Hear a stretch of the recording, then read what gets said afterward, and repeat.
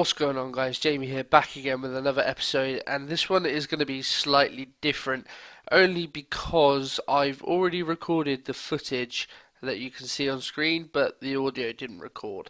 So I'm having to do a little quick voiceover for this episode. I apologise in advance.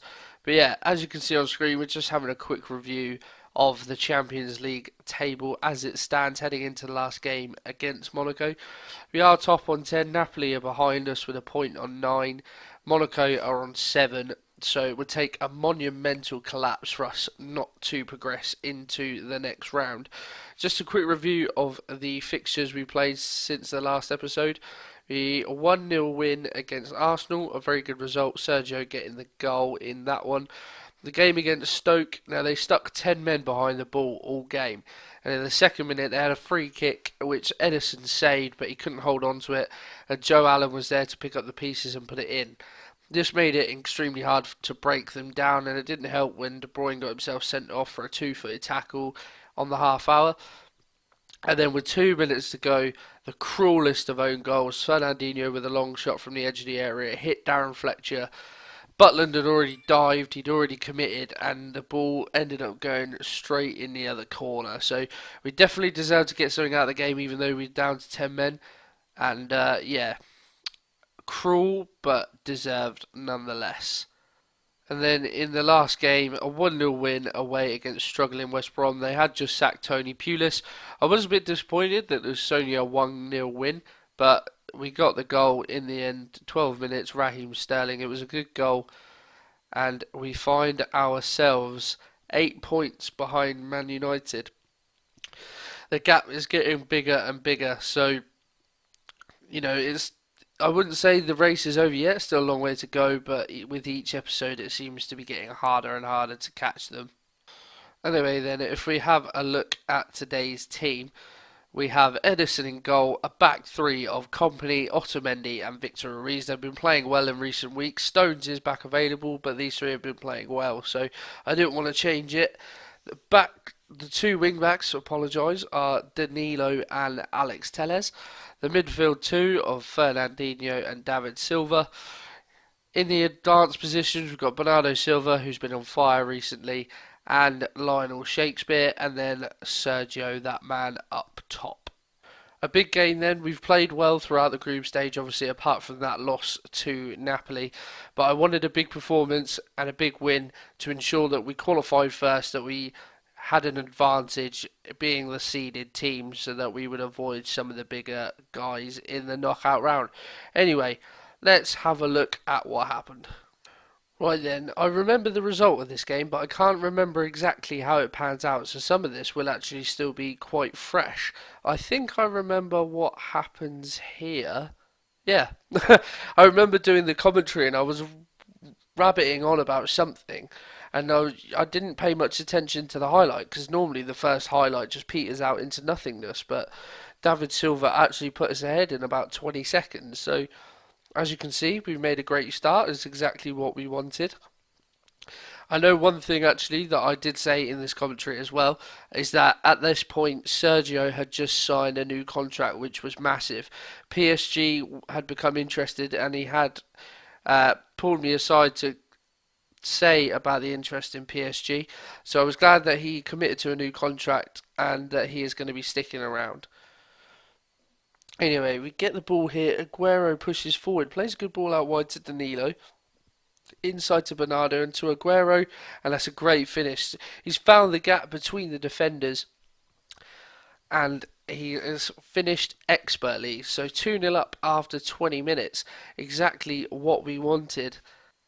Right then, so Monaco pushing forward, but we win the ball back. As you can see it now, Lionel's on the ball, inside to Aguero, and it's a good tackle by Tielemans, but Fernandinho picks up on the loose ball. Bernardo inside, Silva, it's a great goal. 3-0 inside the half hour. Absolutely rampant, exactly what we needed. We look odds on now to secure that top spot. So after David Silva's half hour goal, not much else has happened really. A pretty eventful first half nonetheless. We've been fairly dominant, Monaco with only one shot on target, and I couldn't be happier with the way things are going at the moment. An early highlight then after the half, and Jovetic heads in, but the defender gets it clear. Didn't quite see who that was. Anyway, Sidibe on the outside with the ball in, and Gazal stuck it away. Fernandinho's name popped up there, so it looked like he tried to make an attempted clearance, but for whatever reason, scramble allows Monaco back into the game. And that pretty much killed off the game, really. There was nothing else that happened after the Monaco goal. I think Bernardo had a half chance that he put over. Aguero worked himself a good chance, sorry, in the last few stages. He could have arguably squared it. So I think Lionel was square. He would have had a tap in, but he decided to go alone, and Subasic made a good save. But yeah, other than that, not much else happened. There was a game between now and the group stage or the knockout round draw. I apologise. So what I did was I went away and played the game against Watford, and then come back for the draw, which you see in a second. So then we are back for the Champions League first knockout round draw. As you can see, we are seeded for the draw as we finish top of our group. Just have a quick look. We did beat Watford 3-2 in that game. We did go 1-0 down to a Danilo own goal, but then we struck back a minute later with David Silva getting an equaliser, and Sergio Aguero in the 5 minutes before half time really turned it on, scored 2 goals which secured us the game. They did come out after the second half, Watford, and give us a good fight. Andre Gray came on for Troy Deeney and he really caused problems. Decore grabbed a goal 7 minutes after the restart, but it wasn't enough, and we went on to clinch the 3 points. So then, let's get into the draw. As you can see, we are seeded. There's some big names in the seeded teams, as you would expect. Even Spartak Moscow sneaking their way in there. But if you have a look at the unseeded teams, there's still some really big names in there. Bayern, Juventus, PSG, even the likes of Porto and Sevilla will be tough tests. Obviously, we can't play Napoli as they came through our group with us. But if you have a look at those 8 teams, there's definitely 2 there that I really fancy taking on. If my past self would like to scroll down, that would be amazingly helpful. Yeah, so as you can see then, the 2 in the bottom left I think are the ideal draws. Olympiacos or Red Bull Leipzig I think would be favourable. Anyway, enough of wishful thinking, let's find out. So the first team out is Sevilla, and ideally don't want them, but it is us. Inevitable. I mean, it could have been worse by any stretch. We could have had the likes of Juve or Bayern. Have a look at Sevilla's team. They have got some good players in there. One player I noticed actually was ex-Reading legend Daniel Carrizo. Only played 3 games for Reading, but he joined us at a time where he was really good, and he was probably too good for us, so he just didn't fit into the team because one, he was a foreign player having to adapt, but 2, his quality was just there for all to see, and he just didn't fit in. We were too bad for Daniel Carrizo, so he's gone on to do quite well for himself. Some big other names there.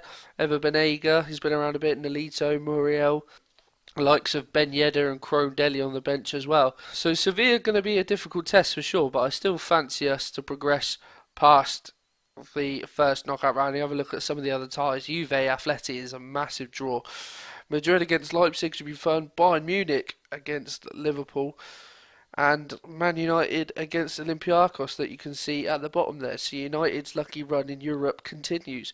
The first knockout round draw isn't until the middle of February. So as you can see, we've got quite a few games between now and then to play.